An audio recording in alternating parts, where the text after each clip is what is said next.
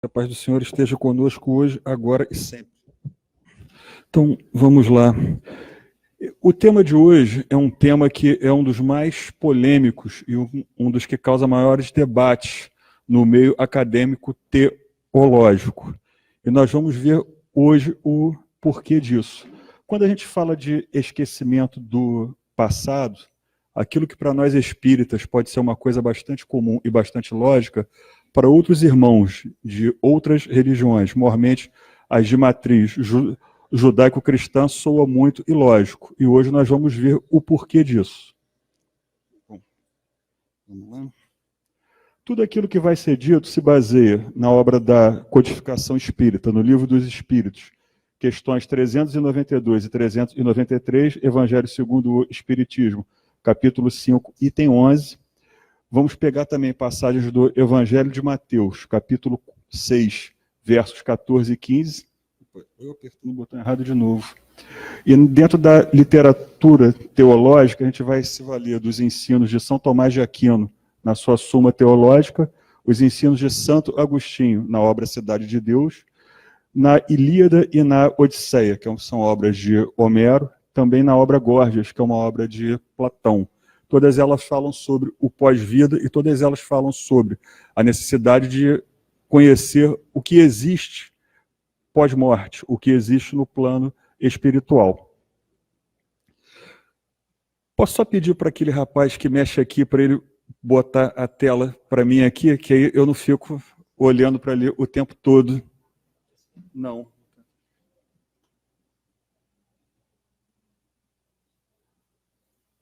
Obrigado. Está ótimo. Bom, então, o primeiro ponto que a gente tem que entender sobre o tema é uma classificação teológica sobre o que é religião. Religião é do verbo latino religare, é aquilo que religa o homem a Deus. Em teologia, religião é o estudo daquilo que o homem considera sagrado, isso é aquilo que ele considera o contato dele com o Criador, com aquilo que lhe é divino.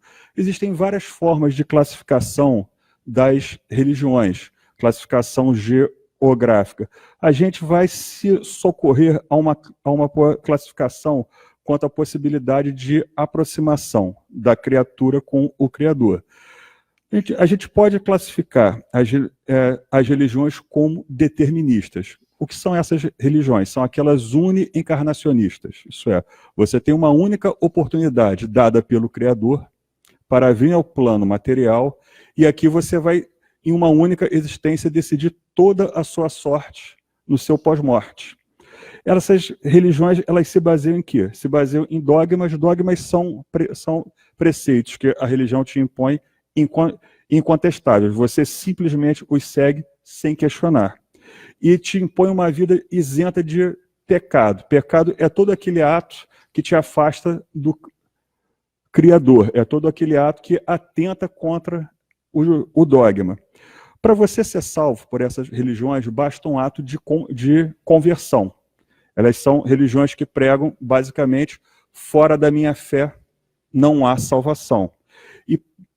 E para isso, basta que, além da sua conversão, você tenha um ato de arrependimento. Você peça perdão pelos seus pecados. Você peça unção. Você peça bênção sobre todos os atos que você cometeu de errado durante a sua vida. O somatório da sua conversão, da aceitação daquela fé como única, e a única capaz de te salvar, mas o pedido de bênção sobre os seus erros, o pedido de unção, que pode até ser feito no seu último ato, no leito de morte, daí o termo extrema unção, vai garantir a sua salvação.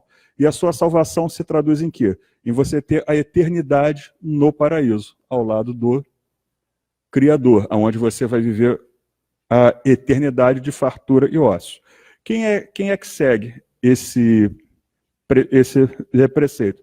São basicamente as religiões que vieram de Abraão, que a gente chama religiões abrâmicas, e todas as suas ramificações, tais como o judaísmo, islamismo, o cristianismo, que tem diversas derivações, dentre as principais, o catolicismo e o protestantismo. Essas religiões e uma classificação geográfica têm forte incidência em todo o continente americano e na Europa, além de grande parte da Ásia e grande parte da África também. Mas existem outras religiões que a gente chama de religiões evolucionistas.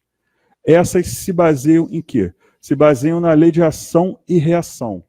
Elas são religiões pluriencarnacionistas, isso é, elas acreditam que você tem mais de uma existência no plano material e em cada existência você vai se depurando e vai se livrando dos seus karmas e realizando os seus dharmas.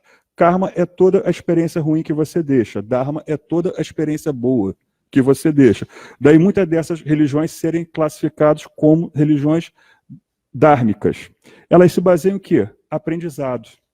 Se baseiam em aprendizado intelectual e moral. A cada existência que você tem, a cada existência que lhe é oportunizada, você vai somando experiências e através dessas experiências você vai adquirindo consciência do seu papel no cosmos. Você vai adquirindo consciência de qual o seu papel reservado pelo Criador. E como é que você faz para se livrar dos seus karmas? Você tem que resgatar as suas falhas. Você tem que transformar seus karmas em dharmas. E a expiação das falhas se dá como? Se dá basicamente pelo amor, que se operacionaliza pela lei de trabalho para essas religiões. É se doando ao próximo que você adquire as experiências necessárias para que você possa evoluir. Ou, caso você não queira, caso você não tenha conscientização das suas falhas, e por si, espontaneamente, você desperte para poder resgatá-los, você vai ter que sentir na pele a dor que você causou ao teu próximo, para você entender que aquilo é ruim. E através da dor, que é a exceção, através do sofrimento, você cresce também. E a ideia para essas religiões é que você alcance o paraíso e fique no ócio? Não. É para que você alcance a perfeição, alcance um estágio de comunhão com o Criador tal que nada tire a sua paz de espírito. A felicidade, a perfeição para essas religiões é você alcançar a plenitude da paz de consciência. E assim nada vai entendeu, abalar o seu processo evolutivo. Você não vai ter que perdoar mais pessoa nenhuma porque nada mais vai te ofender. Exemplo dessas religiões, a mais antiga talvez seja o zoroastrismo, que foi uma religião inaugurada por Ciro o Grande, o fundador da Pérsia antiga, hoje quase já não é mais praticada no mundo.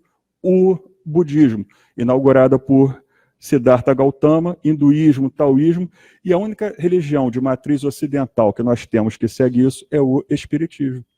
Espiritismo é uma religião sincrética que combina os elementos da filosofia iluminista, positivista, razão acima de tudo.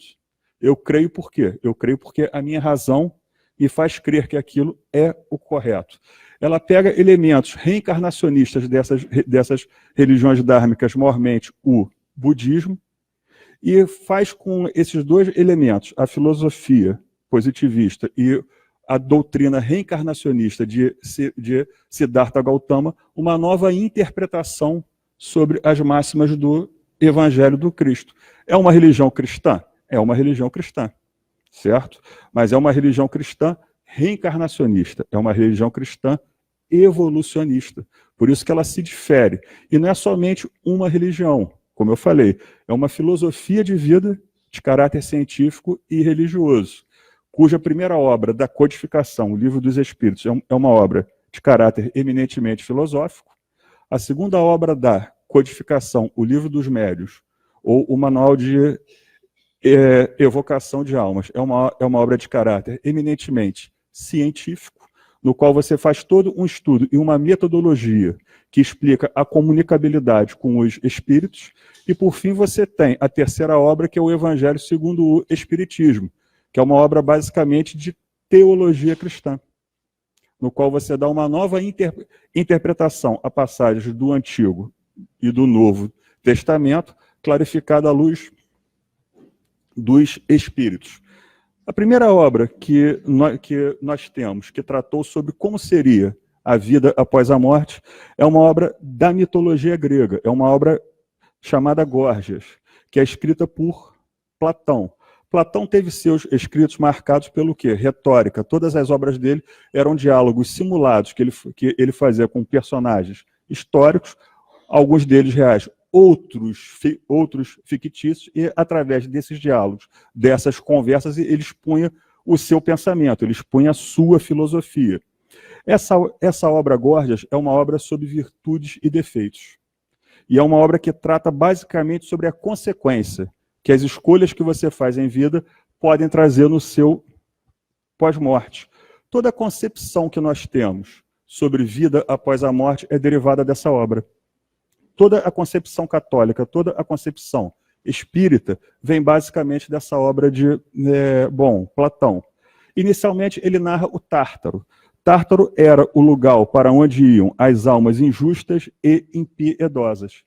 Então, se você tivesse tido uma vida que você fosse cruel para com o seu próximo, o seu destino provavelmente seria o Tártaro. Além disso, ele descreve os Campos Elíseos, que era um lugar de temperatura bastante amena, onde eram destinadas as almas boas. Além disso, você tinha o campo de Asfódelos, que era o campo para o qual iam aquelas almas que não tinham nenhuma glória, nenhum mérito, mas também não tinham cometido nenhum ato criminoso a ponto de lhes relegar à condenação. Então, pela ideia de Tártaro, de Campos Elíseos e dos Asfódelos, nós temos a ideia de onde vem a concepção cristã que Santo Agostinho, na obra Cidade de Deus, trouxe quando tratou de céu, inferno e purgatório. Só que, além disso, nós temos o pós-vida. E nessa época você acreditava que quando sua alma morria, ela seria transportada num ambiente de rios, num delta com 5 rios diferentes. E Caronte era o grande barqueiro que ia levar a sua alma até o pós-vida. E para você poder ter acesso à barca de Entendeu Caronte, você tinha que ter 2 óbulos que eram depositados nos seus olhos e seu corpo era cremado. Após a destruição do seu corpo físico, junto com os óbulos, a tua alma estaria pronta para ingressar no mundo dos mortos. Bom, durante essa jornada que ia até ao Palácio de Hades, Hades era um dos 3 irmãos que na titanomaquia, segundo a mitologia grega, derrotou os titãs, aprisionou eles no Tártaro, matou alguns e condenou Atlas a sustentar o mundo. Esses 3 irmãos eram o mais velho, Hades, que ganhou o submundo. Você tinha também o irmão do meio, que era Poseidon, que ganhou os mares para poder governar. E tinha o irmão mais novo que ganhou a terra e ganhou os céus, que era Zeus, que era o grande governante do Olimpo. Bom, os 5 rios que você tinha, que você cruzava junto com Caronte, era o rio Aqueronte, que era o rio das dores, o Cócito, que era o rio dos gemidos e lamentações, Estige, que era o rio dos horrores, Flegetonte, que era o rio das chamas inextinguíveis, e o que interessa para o nosso estudo de hoje, o rio Lete, que era o rio do esquecimento, no qual as almas que eram julgadas no Palácio de Hades, que ganhavam uma nova oportunidade, tinham que voltar por esse rio, beber das suas águas e reencarnar no plano dos vivos. Então, a reencarnação e o esquecimento do passado era algo que a filosofia grega e a mitologia grega e a teologia grega, que em que pese ser politeísta, aceitava como uma verdade, aceitava como um dogma. Então, o budismo, ele não inovou nada. O espiritismo, ele não inovou nada. Ele simplesmente trouxe uma crença que era uma crença bastante comum à época, que era a crença da pluralidade das existências, a crença da reencarnação. Chegando no Palácio de Hades, você tinha a sua vida inteira, pelas suas escolhas, julgada por 3 juízes, Eco, Radamanto e Minos. E era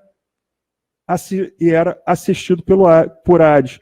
Mas Hades não tinha autoridade para interferir no julgamento desses 3 seres mitológicos. E você poderia ser condenado aos Campos Elíseos, se fosse uma alma boa, ao Tártaro, se fosse uma alma ruim, ficar no campo de Asfódalos, ou receber uma nova oportunidade, desde que você voltasse ao rio Lete, bebesse das suas águas, esquecesse o seu passado e reencarnasse na Terra. Bom, o esquecimento na visão determinista. Quando você tem uma religião de matriz abrâmica que praticamente aboliu a crença na pluralidade das existências, ter como máxima a reencarnação torna-se algo ilógico. E acreditar que você vai esquecer daquilo que você fez em uma vida anterior se torna algo mais ilógico ainda, porque você não tem uma nova oportunidade.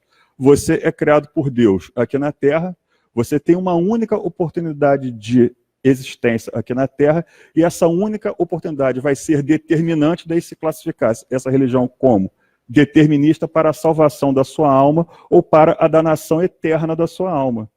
Ou se você não foi suficientemente bom, nem suficientemente ruim, você pode ficar no purgatório, esperando que as pessoas rezem missas pela sua alma, para ver se você consegue alçar a salvação, para ver se você consegue alçar o paraíso.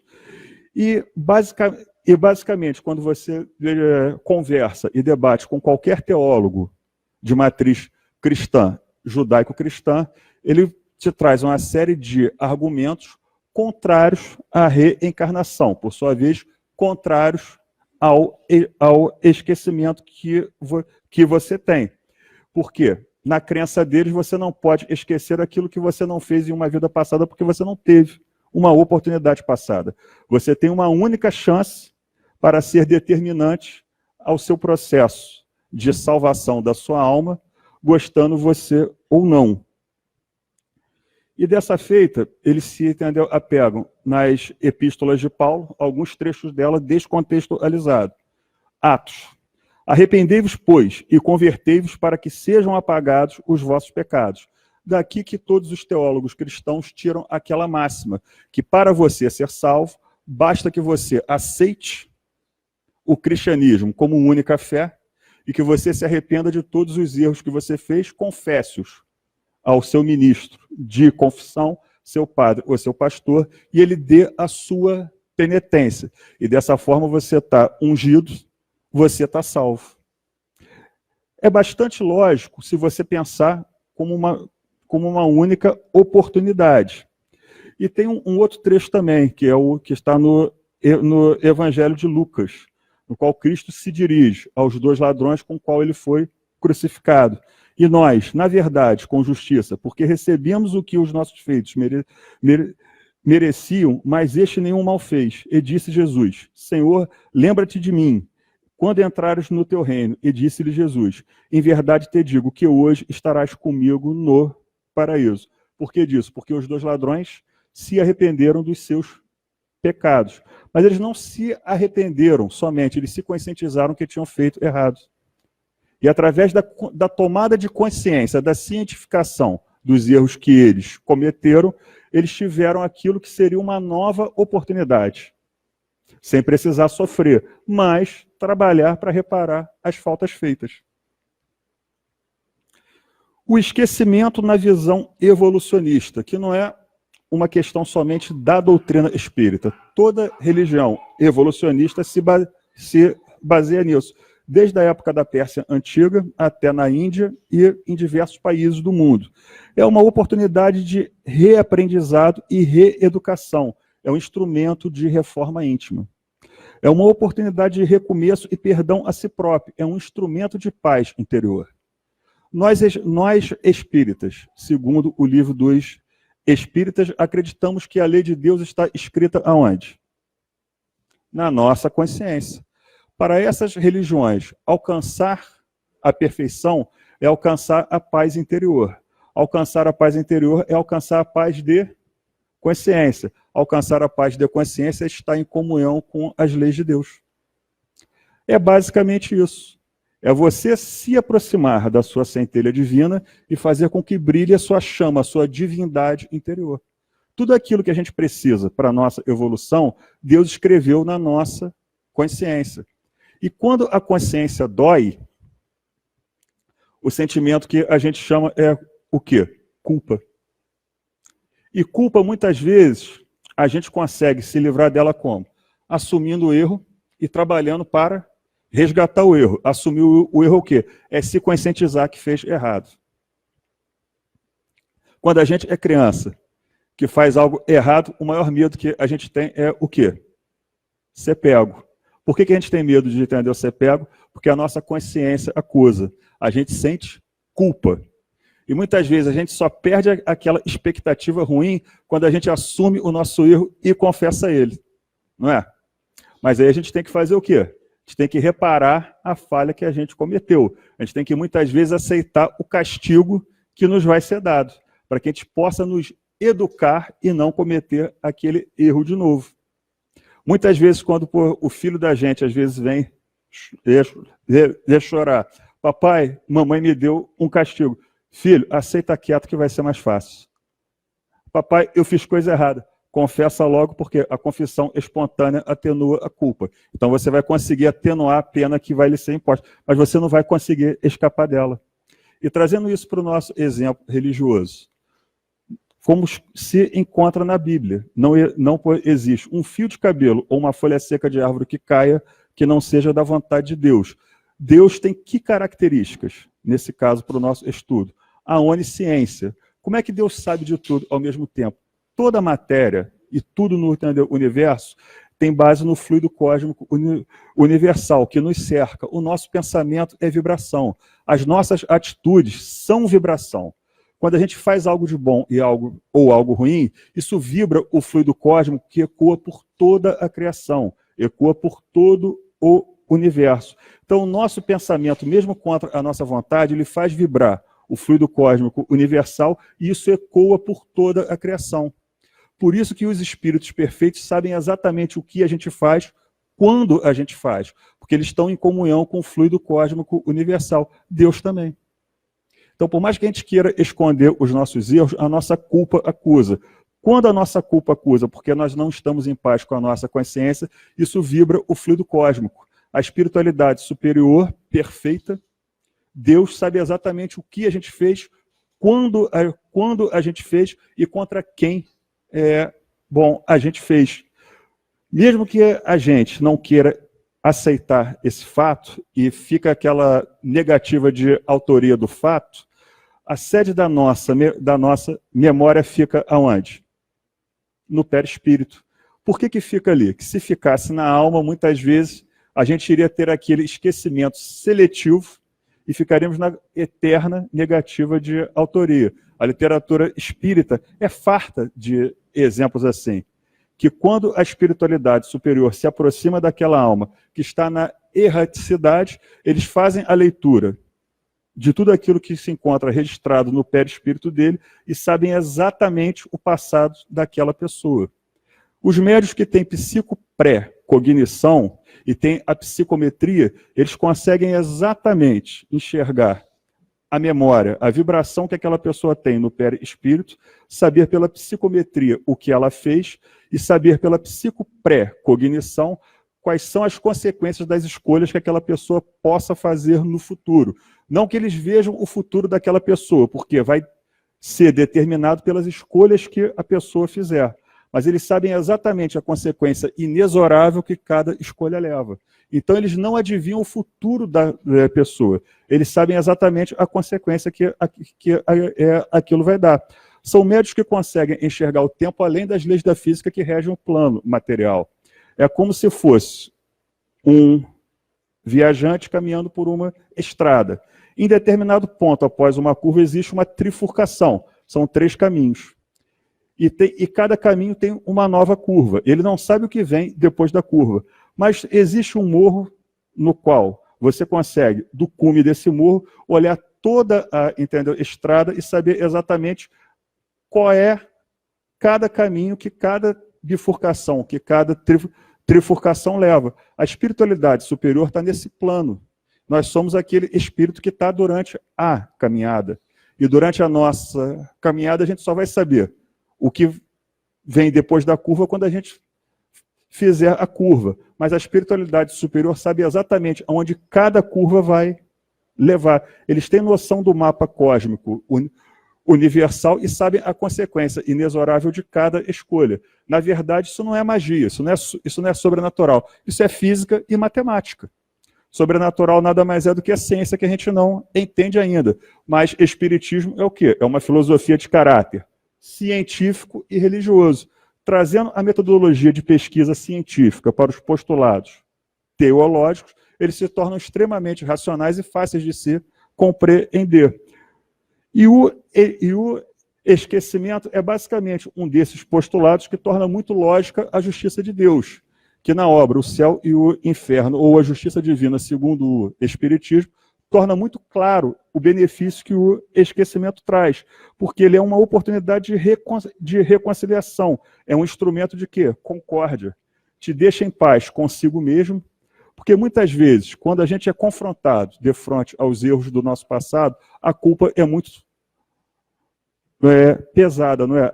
A culpa torna-se muito dolorosa e torna-se difícil de você conviver consigo próprio, tendo que carregar o peso dos erros que você fez durante o passado. Então, quando você tem uma nova oportunidade no qual lhe é zerado os créditos, e você pode começar de novo, sem o peso dos erros do seu passado, sem ter que carregar na sua memória viva, consciente, tudo aquilo de errado que você fez, torna-se muito mais fácil ter uma nova chance. Torna-se muito mais fácil, muito menos doloroso, muito menos penoso você poder recomeçar. E como dizem os nossos irmãos budistas, toda vez que a gente reencarna, uma roda é gerada, que eles chamam de samsara. Essa roda para exatamente de acordo com as nossas escolhas. Se fizermos boas escolhas, teremos um bom dharma na próxima encarnação. Se fizermos escolhas ruins, teremos um karma para poder expiar. Então, o esquecimento é a força motriz que roda samsara e nos faz ter uma nova oportunidade, com novas chances de não cometermos os mesmos erros. Está na Bíblia? Está. A reencarnação é uma lei de Deus. A lei de Deus é o quê? A verdade. Jesus, no Evangelho de João, era o quê? O caminho, a verdade e a vida. Ciência é o quê? É a pesquisa que a gente faz sobre a verdade dos fatos e, como pesquisadores, nós temos que atestar a verdade desses fatos, corroborem as nossas opiniões pessoais ou não. A verdade, ela é inextinguível. Por mais que você tente abafar a verdade, daí você entende aquela máxima que se encontra nesse mesmo trecho do Evangelho de João, capítulo 6, no qual ele fala, Jesus é o caminho, a verdade e a vida. E na visão dele, ele classifica Satanás como o quê? O pai da mentira. Satanás é um termo hebreu que significa adversário. Dentro da teologia hebraica, Satanás era uma daquelas almas que iam fazer o julgamento da sua sorte e determinar se você iria para o inferno ou para o céu, que dentro da teologia hebraica não existe a figura do purgatório. Tá certo? Em resposta, Jesus declarou, digo a verdade, ninguém pode ver o reino de Deus se não nascer de novo. A interpretação desse verso é muito clara. Você não precisa fazer nenhum esforço que se traduza num pulo, tipo um triplo mortal com duplo escarpado, na saída para conseguir entender. Digo a verdade, ninguém pode entrar no reino de Deus se não nascer da água e do Espírito. O que nasce da carne é carne, mas o que nasce do Espírito é Espírito. Não se surpreenda pelo fato de eu ter dito. É necessário que vocês nasçam de novo. Então, a pluralidade de existências, que é um dos princípios básicos da doutrina espírita, se encontra presente no Novo Testamento, Evangelho de João, capítulo 3, versos 3, 5 a 7. Não mintam uns aos outros, visto que vocês já se despiram do velho homem com suas práticas e se revestiram do novo, o qual está sendo renovado em conhecimento à imagem do seu Criador. Nessa nova vida já não há diferença entre grego e judeu, circunciso e incursiso, bárbaro e cita, escravo e livre. Mas o Cristo é tudo e está em todos. Se ele fala que não existe diferença entre as pessoas, independente da sua classe social e da sua etnia, ele está falando basicamente que não existe diferença entre as almas. Porque em uma vida, você pode vir como um senatus consultus romano, Publio Lentulus, há 2000 anos. 50 anos depois, essa mesma alma encarnou como um escravo. Então, por esse trecho da carta de Paulo aos Colossenses, fica claro que, em que pese as diferenças do mundo material, sociais, estipuladas pelo homem, estipulado por padrões de etnia, não existe diferença entre nossas almas. Para que nós alcancemos a perfeição e a felicidade, é necessário que nós tenhamos toda sorte de experiências para que nós, como está no Evangelho segundo o Espiritismo, possamos dominar todas as ciências e se livrar do homem velho que habita dentro de nós, se livrar do nosso inimigo íntimo, se livrar das nossas más inclinações. E isso é necessário de que forma? Com várias experiências, para que nós tenhamos toda a sorte de vivências não só nessa vida, mas em todas as vidas possíveis, para que assim a gente possa desenvolver empatia e toda a gama de virtudes que nós precisamos adquirir para que nós possamos entrar em contato com o Criador e ficar em contato permanente com Ele. Esquecimento na visão espírita. Livro dos Espíritos, questão 392. Por que o espírito encarnado perde a lembrança do seu passado? O homem nem pode nem deve saber tudo. Deus assim o quer na sua sabedoria.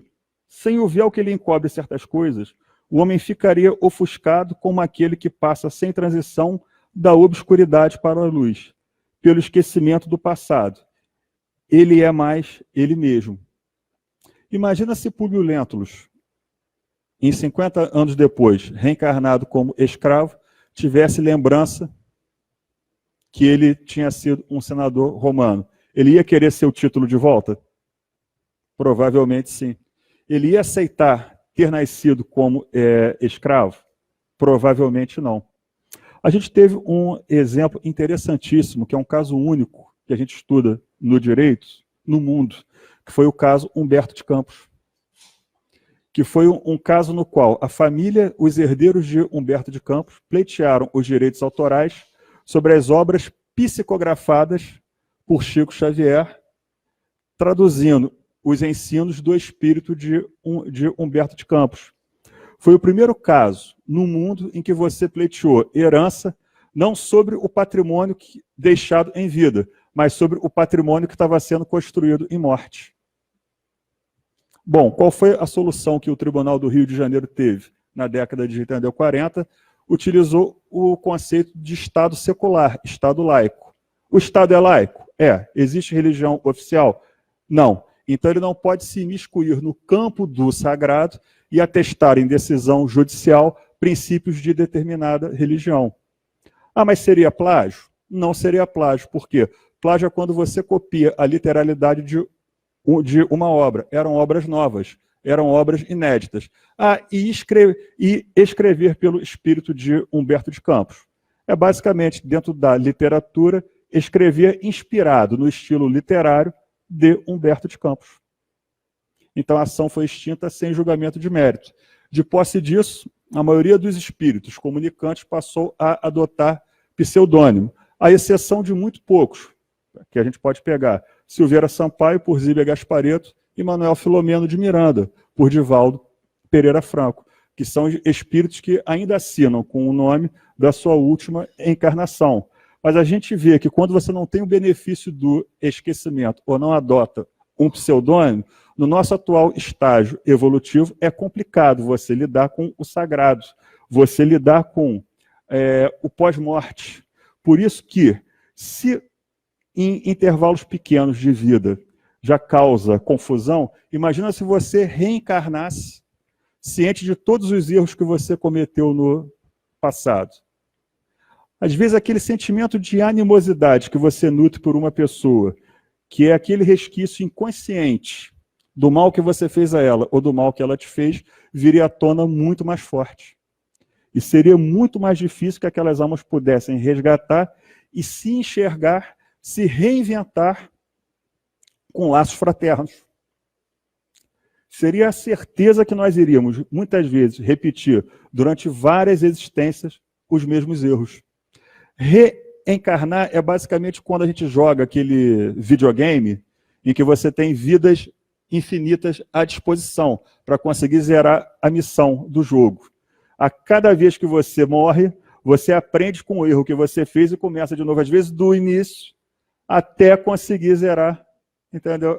A missão. É um exemplo simples que a gente utiliza, principalmente quando fala para jovem e para criança, porque Cristo falava por parábolas. Parábolas são contos fictícios que têm apenas personagens humanos. E ele fazia isso para dar as máximas dele de uma forma bastante simples, para que as pessoas, há 2000 anos atrás, conseguissem entender a grandiosidade da mensagem dele. Tanto que essa retórica dele é incrível, carrega grande sabedoria, aliada a um enorme poder de síntese, e até hoje, com as parábolas dele, a gente consegue tirar muitas máximas morais para a nossa vida. E ainda não conseguimos entender a grandeza da obra do Cristo como um todo.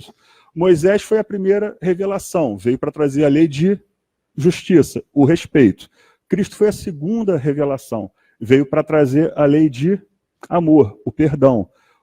O Espírito da verdade foi a terceira revelação, que veio para trazer a lei de caridade, a solidariedade, justiça, amor e caridade. As três leis que Deus outorgou a gente. Só que a gente até hoje não conseguiu entender a complexidade da primeira revelação, que é a lei de justiça, que impõe o respeito ao próximo. Então, exatamente pela nossa inferioridade moral, a gente criou aquela máxima: Deus escreve certo por linhas tortas. Não, Deus escreve certo por linhas certas. A gente que consegue ler tudo torto. Tá certo? Bom, continuando aqui, tem uma nota de entendeu, explicação, que Kardec elucida bastante isso. Gravíssimos inconvenientes teria se nos lembrássemos das nossas individualidades anteriores. Em certos casos, humilhar-nos-ia sobremaneira. Em outros, nos exaltaria o orgulho, teando em consequência o livre-arbítrio. Para nos melhorarmos, dar-nos Deus exatamente o que nos é necessário e basta: a voz da consciência e os pendores instintivos.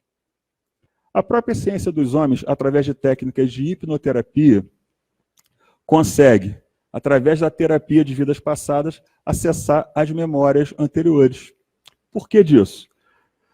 Toda a psicanálise, ela se baseia em que todos os males que você passa têm origem em, entendeu, um trauma, ao qual você não consegue encarar e quer esquecer.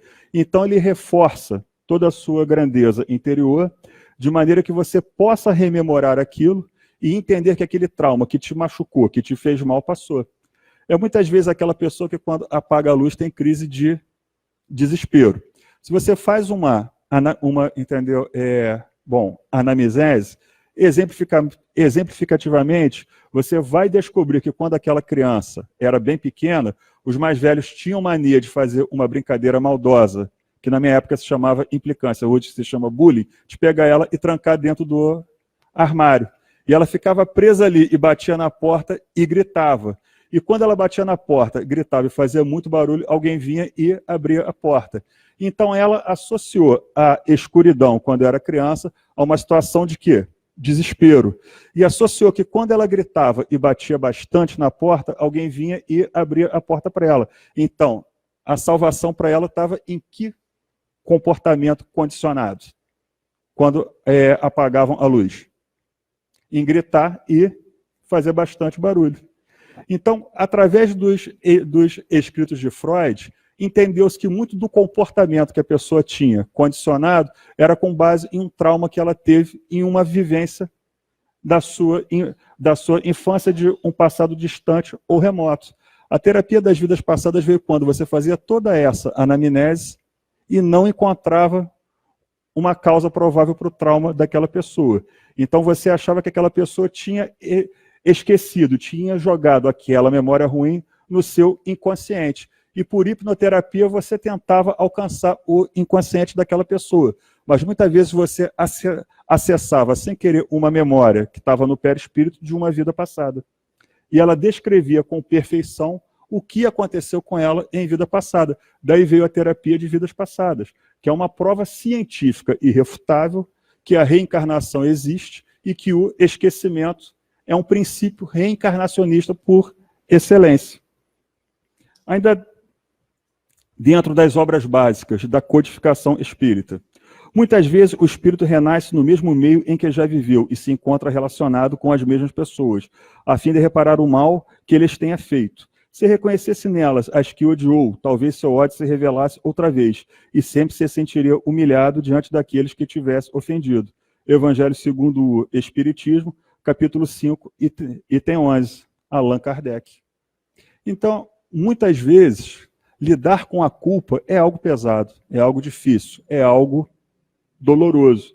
Muitas vezes a gente prefere reprimir aquela memória a ter que viver aquela experiência ruim. Só que o nosso comportamento fica condicionado. Só que como é que você vai muitas vezes conviver com a culpa de ter matado alguém? Como é que você vai muitas vezes ter que conviver com a culpa de ter feito mal ao seu próximo? De ter matado milhões de pessoas por fome, por mera ganância? Então, ter uma nova oportunidade, ter um esquecimento, é um benefício de Deus a você, é um instrumento que ele te dá para que você possa ter uma experiência zerada. Domar suas más inclinações, e pela dor não, pelo amor, pelo trabalho, compensar as faltas que você fez. Ah, mas se eu matei uma pessoa, eu tenho que ser morto? Se você tiver uma visão mosaica dentro da lei de, entendeu, Talião, talvez sim. Ah, e se eu matei 40 pessoas? Será possível que eu vou precisar de 40 encarnações sendo morto para pagar o meu débito? Não é mais fácil encarnar médico? E salvar tantas vidas quantas você ceifou? Não é mais fácil você encarnar enfermeiro? Ah, mas e se eu fui uma pessoa que tirei muito bens dos outros? Roubei bastante, fui um corrupto. Encarna defensor público e ajuda aquelas pessoas a recuperar o bem que você auxiliou a tirar. Então, todas as profissões te dão oportunidades ímpares de você, pelo seu trabalho, pelo seu amor, pela dedicação que você tem àquele ofício, resgatar os débitos do seu passado. Aí, se eu prejudiquei muitas pessoas, deixei sem casa, encarna construtor, encarna engenheiro.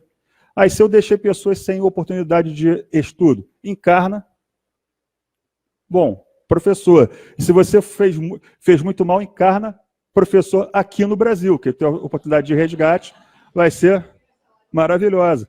Aí eu me lembro de uma passagem de José Raul Teixeira, quando ele começou a vida dele como professor, educador. Na primeira chance que ele teve, ele foi fazer uma greve, eis que aparece para ele Camilo, que é seu espírito mentor, e fala: Raul, você está fazendo o quê? Ah, estou fazendo greve porque estou ganhando muito pouco. Não, Raul, você não está ganhando pouco. Você está devolvendo o trabalho que você já teve em vida passada, o salário que você ganhou, mas efetivamente não trabalhou. Ele nunca mais fez uma greve na vida, que ele viu que aquilo ali era uma oportunidade de resgate para ele. Bom, mas o esquecimento se encontra presente na lei dos homens? Sim. Durante muito tempo, em ciências sociais, a gente estudou um conceito de um filósofo francês chamado Michel Foucault.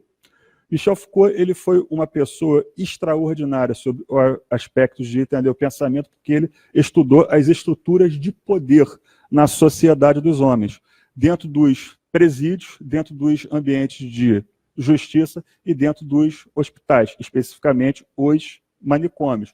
E numa obra clássica dele, que se chama A Microfísica do Poder, ele disse que o poder hoje se encontra multifacetado no meio em que a gente vive. Poder era concebido como o quê? A capacidade de você subjugar a vontade alheia. Depois de Michel Foucault, o poder passou a ser entendido como a capacidade de você manipular a vontade alheia. muitas vezes forçando alguém a fazer algo que ela não queira. A sociedade hoje é uma sociedade que se baseia basicamente em quê? Consumo, que, simplificando, é basicamente comprar coisas que você não precisa, gastando um dinheiro que você não tem, para impressionar pessoas que você não conhece e que não gostam de você. Toda a filosofia grega, ela se baseava em uma análise platônica do mundo como ele deveria ser. É o plano do dever ser. Isso é, como as pessoas deveriam se comportar. Aristóteles tinha uma visão mais realista do mundo e fez toda a obra de ciência política e filosofia dele baseado no mundo como ele é, o plano do ser. A natureza humana, para Platão, era boa, para entender Aristóteles, ela era egoística. Hoje você vive um mundo do aparentar ser com o fenômeno das redes sociais. As pessoas se preocupam muito mais em aparentar ser aquilo que elas efetivamente não são, lembrando a máxima do Cristo quando se dirigiu aos fariseus do templo. Como é que eles os classificou, adjetivando-os? Eram o quê? Sepulcros caiados. Por fora poderiam ser até bonitos, mas por dentro somente carregavam o quê? Podridão. Então, Cristo, talvez até profeticamente, já estava prevendo como seria o mundo baseado na tecnologia da informação. Mas em uma das obras interessantes de Michel Foucault, ele estuda o ambiente prisional, traz a figura do panótipo, na qual ele adapta a onipresença de Deus ao grande vigia que todo presídio deveria ter para que o prisioneiro ficasse calmo e obedecesse às regras. Ele tinha que se sentir constantemente vigiado o tempo todo. Na verdade, ele se dizia materialista, mas estava adaptando aquela ideia que Deus vê tudo, tá certo, para as obras dele. E, além disso, ele trouxe um outro conceito interessantíssimo. Ele falava que, uma vez egresso do sistema penal, você seria sempre tratado como um ex-presidiário. Você iria carregar uma cicatriz na sua alma, e todas as vezes que as pessoas descobrissem que você já tinha sido preso, seu tratamento seria muito pior. E ele chamou isso de estigma. Você iria ficar com a sua alma estigmatizada para sempre como ex-presidiário. E Michel Foucault, ele era tido como um filósofo cuja classificação intelectual era aristotélico. Ele entendeu, escrevia no plano do ser. Isso é a vida como ela é. E ele realmente está certo. Quando a gente conhece um nosso irmão que é egresso do sistema penal, a primeira impressão que vem à nossa mente, que é uma ideia preconcebida, que entendeu, nós temos, é uma ideia muitas vezes preconceituosa, é o quê? É uma pessoa ruim. A gente fica com receio de contratar aquela pessoa para qualquer trabalho. E se ela não tiver uma oportunidade de trabalho, como é que ela pode se manter, sustentar? Então, muitas vezes é difícil para essa pessoa ter uma nova oportunidade nessa vida. Porque ela cometeu um erro, pagou seu débito, pagou, mas ela vai ser sempre lembrada pelo erro que ela cometeu. E hoje, com a tecnologia da informação, uma vez caído na rede mundial de informação, dificilmente aquilo cai no esquecimento. E você vai ser para sempre lembrado pelos erros que você teve.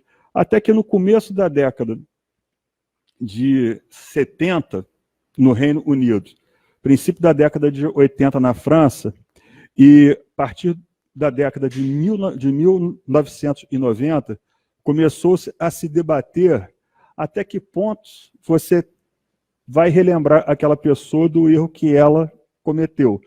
Ela já pagou seu débito, ela já cumpriu a sua pena, ela já tecnicamente está apta a ser ressocializada, mas ela tem que ser sempre lembrada aquele ato de erro que ela cometeu de forma vexatória perante todos. Será que isso é fazer justiça ou fazer vingança? Justiça é o quê? É pagar um mal com um bem. Vingança é pagar um mal com outro mal. Têmis e Nêmesis eram filhas de Afrodite. Uma nasceu cega e era calma, razoável, ponderada. A outra nasceu com a visão perfeita. Era passional, raivosa. Têmis, a gêmea cega, foi erigida a deusa da justiça. era calma, ponderada, daí ela segurar uma balança numa mão, mas o seu julgamento era o quê? Implacável. Daí ela segurar uma espada virada para baixo na outra. Nêmesis não. Nêmesis não tinha limite. Nêmesis tinha paixão. E era a deusa da vingança. Paixão vem de um radical grego que significa patos, doença, patologia. A paixão conduz a gente a atitudes extremadas, e as atitudes extremadas geralmente são aquelas das quais a gente se arrepende, muitas vezes amargamente depois.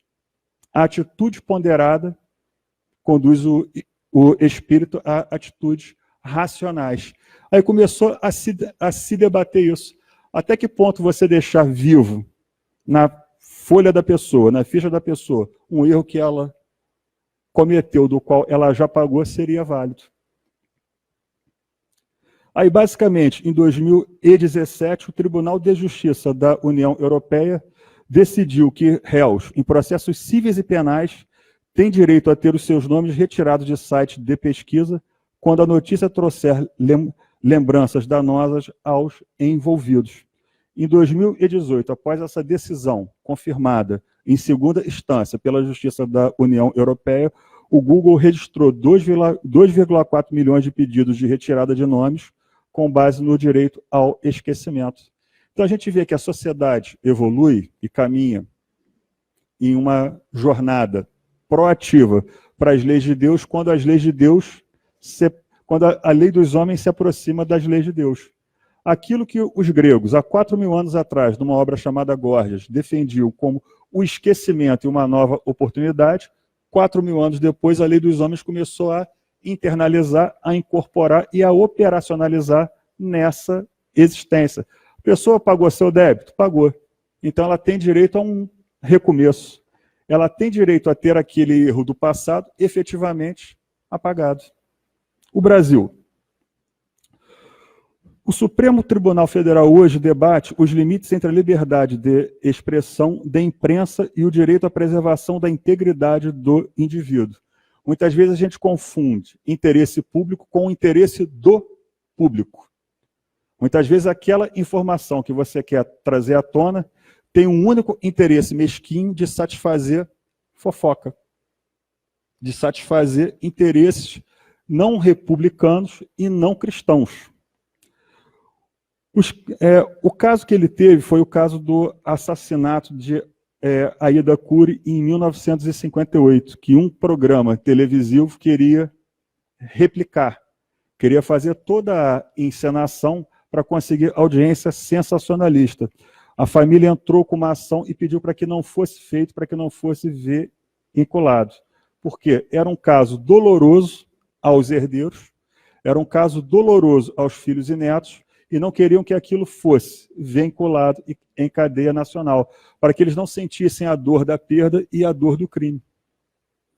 Por sua vez, teve um réu que foi absolvido na chacina da Candelária, que nesse mesmo programa que ele teria seu nome, sua foto, sua imagem vinculada, ele falou: Jesus, eu já fui julgado por isso, já fui absolvido por isso, já houve até o trânsito em julgado. Até quando eu vou ter que responder por isso? Isso é até quando, por um ato que eu não cometi, que a Justiça dos Homens já me absolveu, eu vou ter meu nome, a minha família vinculada a esse tipo de ato. Aí o Supremo Tribunal Federal deferiu a ação e proibiu que o nome dele viesse à tona, falando que não havia interesse público naquilo, mas simplesmente interesse em se fazer uma matéria sensacionalista, muitas vezes a custas da vida daquela pessoa. Imagina como que aquela pessoa iria voltar para a residência que ele mora, encarar os vizinhos que ele tem, sabendo que há 20 anos atrás ele foi acusado de um crime que ele não cometeu. Muitas vezes o que fica na memória viva daquelas pessoas é o quê? A manchete. Elas não vão ler a matéria ou acompanhar até ao fim para saber que ele não teve nada, que ele sequer estava ali quando o crime foi cometido. Mas vão vincular ele àquilo. E vai ter um peso não só sobre ele, mas sobre toda a família dele, sobre todos os filhos dele. E por que que o esquecimento é tão importante? E é um princípio que operacionaliza toda a nossa doutrina reencarnatória. Porque sem o esquecimento a cada nova existência, a justiça divina não teria como dar ao indivíduo uma oportunidade de se redimir das faltas anteriores. O esquecimento não nos isenta do erro, apenas nos proporciona um meio de repará-lo, sem termos que conviver com a culpa da lembrança das faltas. É uma coisa que hoje a lei dos homens já internalizou, aproximando o direito mundano, o direito material, das leis divinas. E lembrando uma frase de Chico Xavier, para que a gente possa encerrar. Com todo respeito às outras religiões, aos irmãos de outras religiões, sem a reencarnação, a justiça divina torna-se ilógica. E para que a gente encerre, uma frase dele. Ninguém pode voltar atrás e fazer um novo começo. Mas é possível começar de novo e fazer um novo fim. Toda a reencarnação se baseia nisso. Tá certo? Bom, que a paz do Senhor esteja conosco hoje, agora e sempre.